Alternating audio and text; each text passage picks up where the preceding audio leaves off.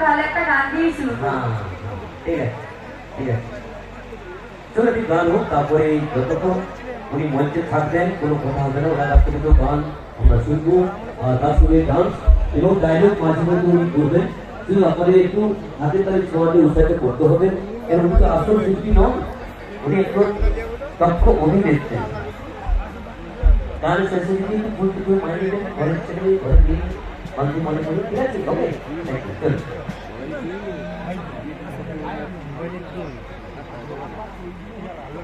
এখনো যদি ধরে অনুষ্ঠান চলবে আজকে ছাড়া, আর সেই সঙ্গে হ্যাঁ ওরা কি বলতে চাইছে, হ্যাঁ ভুল করে